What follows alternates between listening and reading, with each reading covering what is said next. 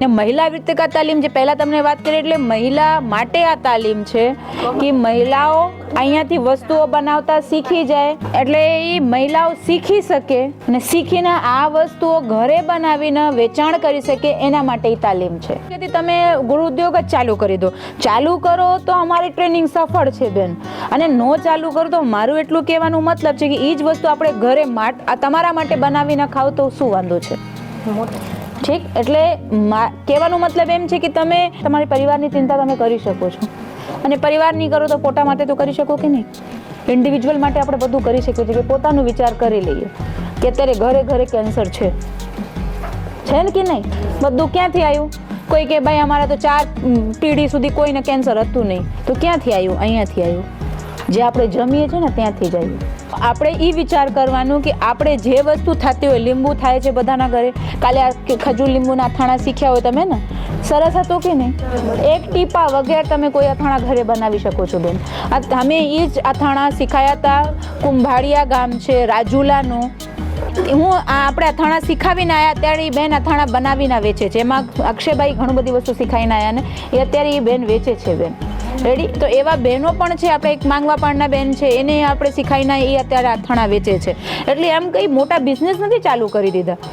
સુરત મોકલે, અમદાવાદ જેના ઓળખીતા છે એને મોકલે, ઓળખીતા એને બીજાના આજુબાજુના મોકલે, એની બિઝનેસ સારું થઈ ગયું, પ્રચાર સારા થઈ ગયા. રેડી?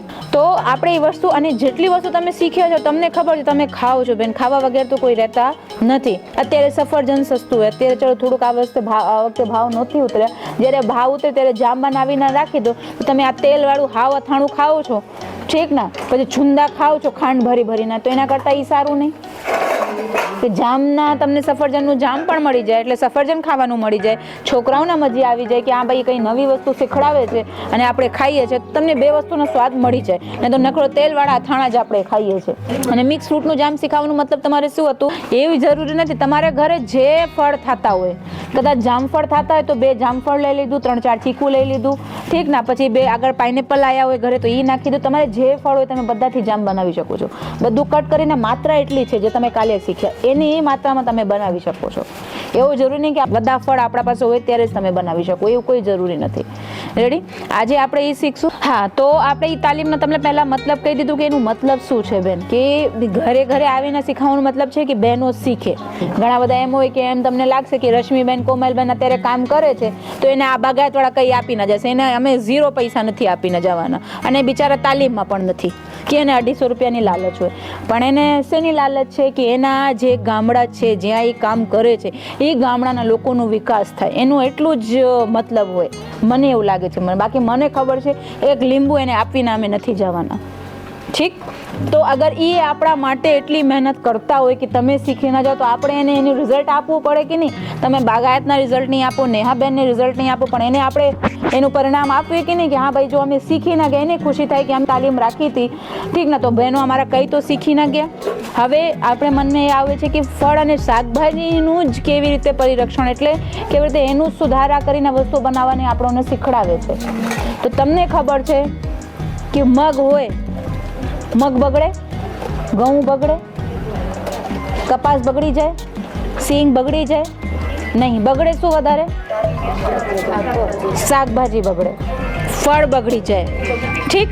ટમેટા તમે ઘરે લઈને આવ્યા હોય, આપણને ખબર હોય કે હજી 4-5મા મહિના આવશે તો ટમેટાના ભાવ 200 રૂપિયા કિલો પહોંચી જાય. તો અગર આપણે ખબર હોય કે 200 રૂપિયા કિલો પહોંચી જવાના છે, તો આપણે પહેલાંથી ન લઈને 2-3 બોરી મૂકી દઈએ, 1-2 મન લઈને આવી જઈએ. ખબર જ છે ને કે ભાવ વધશે જ, હજી 4થા મહિના ચાલુ થશે ભાવ વધી જશે, 5મા મહિના સુધી અને જુલાઈ સુધી તો ભાવ ઓછા થતા નથી. આ વખતે તો હજી પણ એટલું ને એટલું જ. બહુ સારી તમારે ઘરે ફ્રીજ હોય, ઠીક ના, એવા તમે કાશ્મીરમાં રહેતા હોય તો તમે બહુ સુધી મહિના સુધી સાચવી શકો. તમને ખબર છે ને, પછી ફ્રીજમાં મૂકો અને અઠવાડિયા થઈ જાય તો કાળા એના દાગા કાળા પડવા લાગે, એટલે પડે છે કે નહીં? એટલે આપણે રાખી ન શકીએ. પણ એ જ વિચાર કરો કે તમે એ જ ટમેટાની પ્યુરી બનાવીને રાખી દીધું તો બહુ સારું. પ્યુરી તમે શાકભાજી બનાવતા હોય તો ટમેટા કટ કરવાની જરૂરત પણ નથી. 2 ચમચી પ્યુરી નાખી એટલે રસાવાળા જેટલી શાકભાજી છે બધું તૈયાર થઈ જાય. હવે પ્યુરી કેવી રીતે બનશે હું તમને કહી દઉં. જ્યારે 200 રૂપિયા કિલો ટમેટા હતા અને તમે કોઈ પણ લગ્ન પ્રસંગમાં જતા હોય અને કેટરેટ્સ તો નાખે કે નહીં નાખે? તો કેટરેટ્સ તમને 200 રૂપિયા કિલોના ટમેટા ખવડાવતા હોય કે 150 રૂપિયાની તો ડીશ હોય અને 200 રૂપિયા કિલો ટમેટા લાવીને તમને પનીરનું શાક ખવડાવતા હોય, એવું આપણું મનમાં માનવાનું નહીં. એ શું કરે, બજારમાં ટમેટો પ્યુરીના ડબ્બા મળે છે, તમને ખબર હોય, કાચની એક મોટા ડબ્બા. કોઈ દિવસ જાઓ ને તો પૂછજો કે ટમેટો પ્યુરીના ડબ્બા છે કિરાના સ્ટોર પર, તમને કહેશે ટીનનું ડબ્બો આવે છે મોટું. કેટરેટ્સ છે ને, સસ્તું હોય કે મોંઘું હોય એ જ વાપરે, કારણ કે એ એના કરતાં સસ્તું પડે છે. પછી ટમેટા કટ કરવા માટે તો કોઈ મજૂર રાખવું પડે કે નહીં, એને તો પ્યુરી નાખી દે તો એ મજૂરની જરૂરત નથી. મોસ્ટલી એનો ઉપયોગ કરે છે. 20 રૂપિયા કિલો ટમેટા થઈ જાય તો બીજી વસ્તુ છે, બાકી પ્યુરી જ નાખીને તમને શાકભાજી બનાવીને આપે છે. તો આ જ પ્યુરી આપણે ઘરે બનાવી લે, ખબર જ છે કે 2 મહિના પછી ટમેટા મોંઘા થઈ જાય, તો 30 રૂપિયા કિલો હોય ત્યારે આ પ્યુરી બનાવીને રાખી છે, તો એટલું શાકનો ખર્ચો ઓછું થયું કે નહીં થયું? તો આ એક જાતની બચત થઈ, તો તમારી ઇન્કમ વધી કે ન વધી? તો મેં 1000 રૂપિયા જે મહિનામાં ટમેટા ઉપર ખર્ચો કરતા હતા એનો ખર્ચો 0 થઈ ગયો, તો એ આવક થઈ કે નહીં થઈ તમારી? આવક જ કહેવાય ને. આપણે અત્યારે વટાણા છે, આપણે ખબર છે કે મહેમાન આવતા હોય ત્યારે આપણે પનીરનું શાક કે વટાણાનો કોઈ ને કોઈ વસ્તુ કે બીજું તો કાંઈ નહીં, ભાજી બનાવતા હોય તો એમાં થોડુંક ભલે 3 ચમચી પણ વટાણા તો જોઈએ કે નહીં જોઈએ? તો શું કરવાનું, જ્યારે સસ્તું થાય અત્યારે ભાવ ઉતરવાનું ચાલુ થઈ ગયું છે, હવે 30-40 સુધી પહોંચી જશે, તો એ 40ના વટાણા કંઈ નહીં કરવાનું, વટાણા ફોલીને ઉપર હુકાવવા માટે તમારા બધાના ઘરે ધાબા છે, અમારા ઘરે ફ્લેટમાં રહેતા હોય એ પણ નહીં, અમદાવાદની વાત કરું તો તમે હુકાઈને એક સારી પ્લાસ્ટિકનું સાફ કરીને કાચની બોટલ 2 માં એકદમ કેવા થઈ જાય કે તમે દાંત અંદર રાખો તો કટ દઈને એને અવાજ આવે, એટલું એમાંથી મોઇસ્ચર જતા રહે. તમે એની રીતે રાખી દો. તમારે જેવું જ્યારે શાક બનાવવું હોય ને રાત્રે એને પલાળી દેજો, સવારે શાક બનાવો એ ફૂલી જશે, લીલા વટાણા થઈ જશે તમારા. આપણે લાવીએ છીએ ને માર્કેટમાંથી જ્યારે જરૂરત પડે, સફોલાનું આ બધું પેક્ડ વાળું આવે છે, એ તમને ખબર છે કે આવા કેટલું પ્રિઝર્વેટિવ નાખીને એને હાચવીને રાખે છે, પણ આપણે શુદ્ધ મળતા હોય તો શું વાંધો છે એવી રીતે?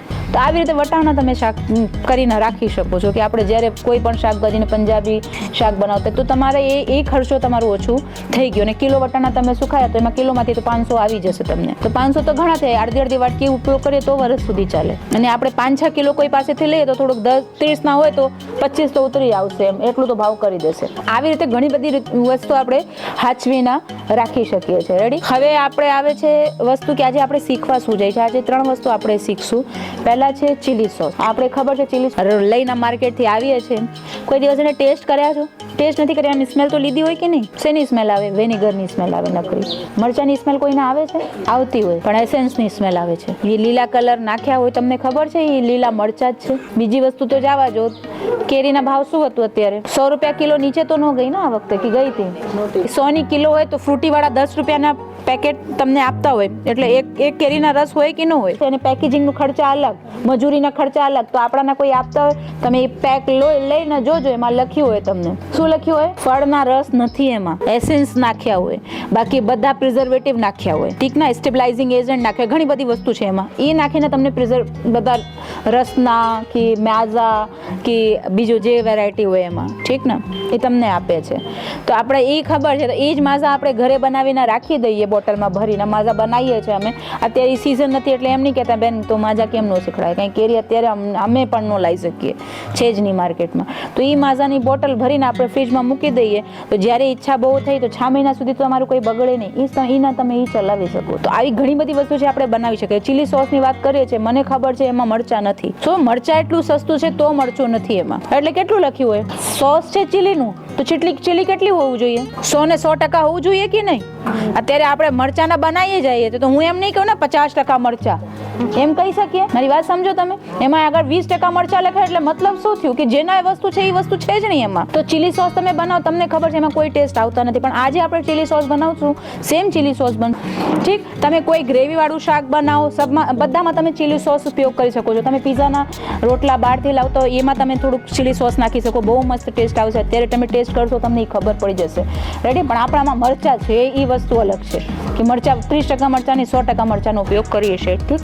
એમાં થોડુંક લસણ, આદુ બધાનો ઉપયોગ થાય છે, કયા માત્રામાં થાય છે આપણે બનાવશું ત્યારે શીખશું. પછી બીજી વસ્તુ છે જામફળ. અત્યારે છે કે નહીં? છે ને, જામફળનું શરબત. હવે તમે કહો બેન હું તો બનાવું છું, તમારે એ પણ જોવાનું કે સિઝન છે કે નહીં. અત્યારે તો તમે કીધું હા બેન જામફળ છે એટલે અમે શીખાવા માટે લાયા, પણ અત્યારે સિઝન ન હોય તો તમે શરબત પીવડાવી શકો? તો આપણે લીંબુના નથી પીવડાવતા, જ્યારે 400 રૂપિયા તો ચાય જ પૂછીએ ભાઈ ચાય બનાવો, શરબત તો કોઈ પૂછતા નહોતા ત્યારે, ઠીક ને. આ જામફળનું શરબત બનાવવા જઈએ છીએ, તમે જેવી રીતે બનાવો છો એવી રીતે બનાવશું આપણે, પણ આવી બનશે કે તમે લાંબા સમય સુધી સાચવીને રાખી શકો, એટલે 3-4 મહિના સુધી કંઈ બગડે નહીં. અત્યારે છે હજી 1 મહિના સુધી તો સસ્તું રહેશે જામફળ. લઈ લીધું, બનાવી લીધું, તો આપણે ઉનાળામાં શરબત પીવાનું. એટલે જૂન પછી 6 મહિના પછી કંઈ હવે વરસાદ ચાલુ થાય તો કોઈને આપણે શરબત પૂછતા નથી, તો આપણે એ શરબત બનાવીને, એટલે મહેમાન માટે નહીં બનાવતો, તમે પણ પીવો એવું ના નથી, પણ આપણે જ્યારે એ શરબત બનાવવાનું ચાલુ કરીએ ત્યારે આપણે ખબર છે કેટલી મહેનત જાય છે. અને એ તૈયાર હોય, 1 ગ્લાસ પાણી લીધું, એમાં અડધા ગ્લાસ શરબત ભરી લીધું, અડધી ગ્લાસ પાણી આપી દીધું, તમારું શરબત ફટાફટ તૈયાર. પીવાવાળાને સારું લાગે કે આ જામફળમાં શરબત સિઝન નથી તો અમને જામફળના શરબત પીવા મળે છે.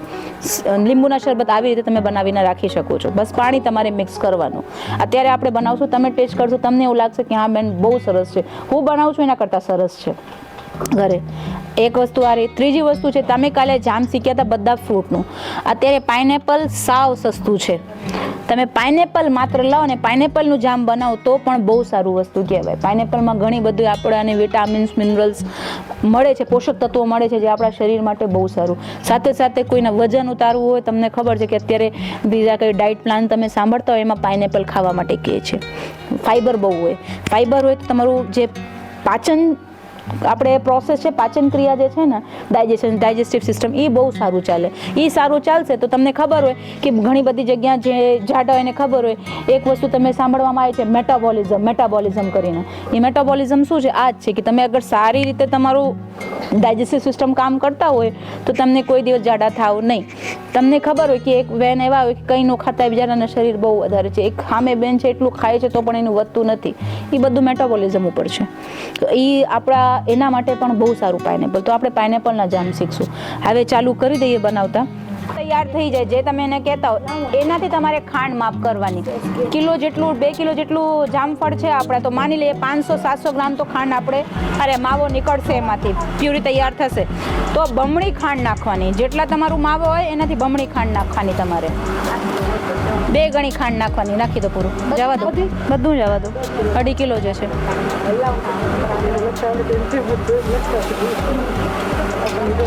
હા, હવે પાણી નાખો. હજી પાણી જરૂરત પડશે બેન. ખાંડ ઓગળી જાય અને આમ કરીને જોઈ લેજો, હાથ ઉપર થોડુંક ચોટવા લાગે ને એટલે ખાંડ ઓગળી ગઈ છે તમારી. રેડી? ઠંડુ થવા માટે મૂકી દેજો. નોર્મલ ટેમ્પરેચર ઠંડુ થવા દેજો. ઠંડુ થઈ જાય પછી આપણે જે અત્યારે મિક્સર તૈયાર કરશું જામફળનું, લીંબુના રસનું, ત્યારે એમાં મિક્સ કરશું. જો આપણે એમાં છે ને બેન જામફળમાં સફેદ મરી નાખજો. કાળી મરી નાખો તો વાંધો નહીં આવે, પણ આપણે કોઈને શરબત આપવું હોય, મરી આપણે કાળી મરી નાખીએ, તમને ખબર છે ને કાળું કાળું દેખાય, તો કોઈને મનમાં બીજા કંઈ શંકા ન આવે કે આ કાળું શું દેખાય છે. એટલે સફેદ મરી આવે છે ને એ ખમણીને નાખજો. ટેસ્ટ એનાથી બહુ સારા આવે છે. જ્યારે જામ તૈયાર થાય ને તો જામ અહીંયા થોડીક વાર પછી નીકળશે, પછી અહીંયા જામી જશે. જામ નીચે નહીં આવે તમારું. આમાં જો જામ પાઇનેપલ અહીંયા આવી ગયા ને ખાંડ અહીંયા રહી ગઈ છે. જો પાઇનેપલ નીચે આવે છે, સમજી ગયા? એટલે એના પાઇનેપલ નીચે આવશે ને જામ ખાંડ નીચે આવશે. 2 જામી જાય એટલે જામ તૈયાર છે. અત્યારે જામ તૈયાર ને ત્યાં નહીં. એક ટીપો નાખીને ડીશ એવી રીતે ત્રાસી કરીને જોઈ લેવાનું. હાલે નહીં એટલે જામ તૈયાર છે. પાણી હશે ત્યાં સુધી સ્લીપ કરશે. પાણી એટલું, ખાંડનું પાણી, પાઇનેપલનું પાણી, બધું પાણી બળી જાય તો જામ તૈયાર છે. જો બેન, એક આ છે, એક આ જામ છે, અને આ એક ટીપા ત્યારે મૂકે છે. બેમાં ફેર લાગે છે. પાણી જેવું હતું હવે ઘટ થવા લાગ્યું. જો હવે કેવી રીતે નીચે આવે છે, જામ સાથે નીચે આવે છે. હવે એ જામફળનું આપણે શું કરવાનું? ચાસણી નહીં લેવાની. ખાંડ ઓગળી જાય એટલે ભલે તમે ચાસણી બોલતા પણ ચાસણી લઈ ન લેતા. ખાંડ ઓગળી જાય ને થોડુંક ચોંટવા લાગે હાથમાં, બસ ચાસણી તૈયાર છે. એ મૂકી દેજો, ઠંડુ થવા દેજો. ઠંડુ થઈ જાય પછી એમાં મરી, જામફળ જે આપણે કર્યા છે એના પહેલાં જે બી છે એ કાઢી નાખજો. ઠીક? ગાળીને પછી એનો ઉપયોગ કરજો. બી હશે તો વસ્તુઓ બગડી જશે. એને બી છે ને, કોઈ પણ વસ્તુમાં બી આવી જાય તો વસ્તુઓ બગાડી નાખે છે. રેડી? હવે 3ના મિક્સ કરી દેજો. અત્યારે આપણે તમને ટેસ્ટ કરાવવા આટું આપશું તો અમે પાણી નાખશું. તમે પાણી નહીં નાખતા. 3 વસ્તુ તમને કીધું એમાં 1 ટીપા પાણી નહીં આવે. જેમ અત્યારે જામફળ એમાં થોડુંક લાગ્યું હતું તો આ બેને કીધું કે બેન આ જામફળ લઈ લે. એ લઈ લેશું અત્યારે, પણ તમે એમાં પાણી નાખીને નહીં લેતા. કેમ અમે લઈએ છીએ? કારણ કે અમે તમને અત્યારે તરત જ પીવડાવવા માટે લઈ જઈએ છીએ. એટલે થોડુંક પાણી મિક્સ કરીને એમાં નાખી દેશું. તમે નહીં મિક્સ કરતા પાણી. પાણી મિક્સ કરશો તો વળગડી જશે 100%. સર્વ કરવા ટાણે તમે અડધી ગ્લાસ લીધો ને અડધી ગ્લાસ એનાથી વધારે હશે. જેટલા જણા છો ને એટલા જણા શરબત પી શકો એટલું શરબત તૈયાર થશે એમાંથી. ચીલી સોસ તો એમાં તમે લીંબુ નહીં યુઝ કરી શકો ખટાશ માટે. એમાં આપણે વિનેગર જોઈએ. અમુક વસ્તુમાં નો ઉપયોગ કરી શકો. ઠીક?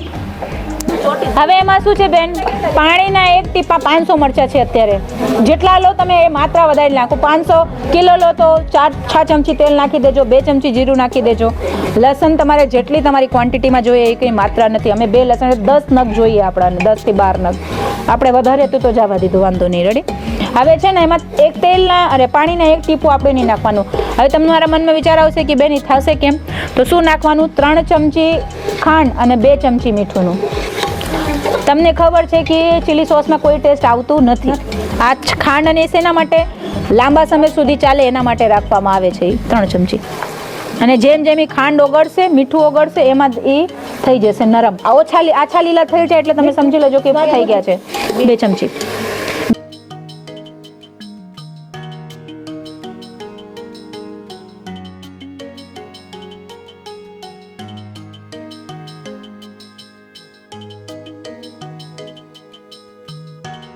કૃષિ વિજ્ઞાન કેન્દ્ર અમરેલી તરફથી નેહાબેન તિવારી અને હેલૈયા સર એનો આપણે ખૂબ ખૂબ આભાર માનીએ છીએ કે આજે આપણને 3 વાનગી શીખવાડી, ખૂબ સરસ વાનગી શીખવાડી.